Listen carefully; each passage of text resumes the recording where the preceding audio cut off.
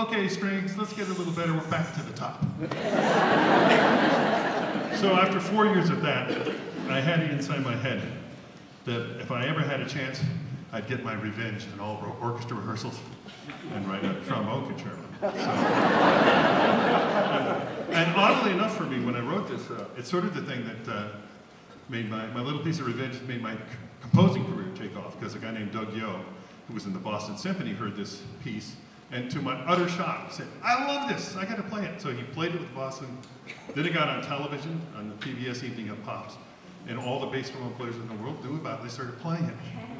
Not at this altitude, by the way. But, so anyhow, this is the second movement. It's very mournful, and I confess, it says in the program notes, that the title came from one of my favorite chapters in one of my favorite books by John Irving, and it's called Sorrow Floats.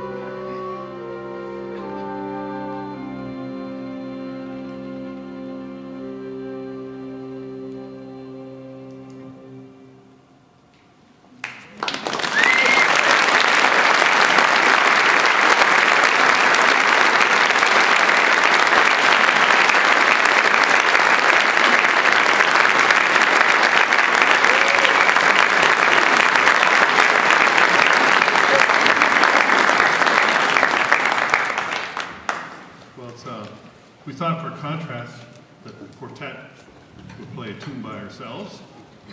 So this is a bossa nova that goes off in different tangential directions. And it's a bossa nova. If it sounds a bit peculiar to you, that's because it's in 5, which we grew up around a lot of 5 in our house. Sort of second nature to it.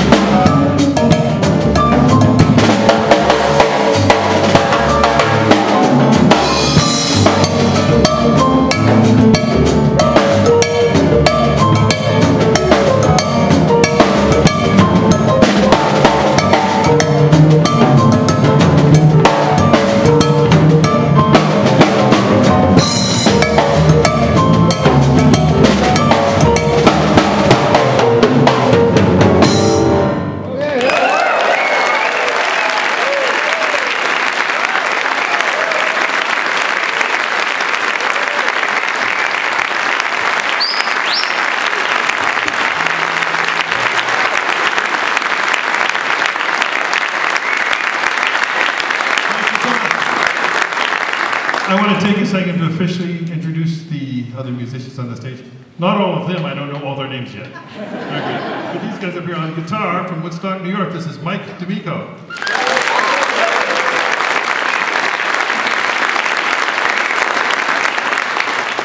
And on piano, originally from the little town of Verona, New York, but he's lived in many different places and sometimes in Denver. He knows a lot about Colorado, which you can tell from his playing, it's particularly Colorado.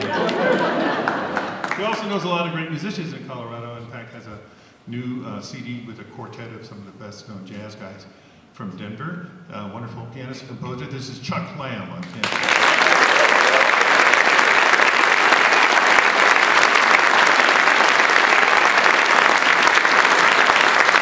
We played with Mike for many, many years, probably about 30 years. Dan and Mike were a band together called the Dolphins, and Chuck and Mike played together before that. But this guy takes the cake for me knowing him, because I've known him all of his life. Brother, and he was just born to be a drummer from the time that we were supposed to take naps, and he wouldn't because he was banging on his crib as the first percussion instrument, and then he moved on to my head. And then got to sit on the lap of Joe Morello and study with Alan Dawson. Done a lot of great things. This is a wonderful musician and my brother Dan Brubeck on drums.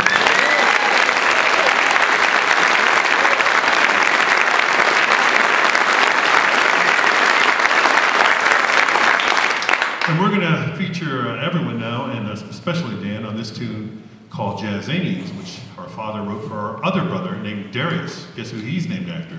Darius Mio. And our older brother lived in Africa for about 25 years. He was the first guy to start a jazz studies program on the continent of Africa. And he had a great group that was made up of all the kinds of people in Africa that are supposed to hate each other.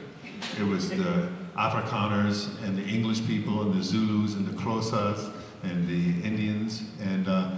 But as young jazz musicians, that was their parents' problem. All the people that were like 17 to 20 in this college band and did great and made beautiful music together and actually became really well known, sort of an export. Like they'd send them up to the Montreux Jazz Festival to prove to people that the future of South Africa, with all these different kinds of people that are supposed to not like each other, could make beautiful, harmonious music together.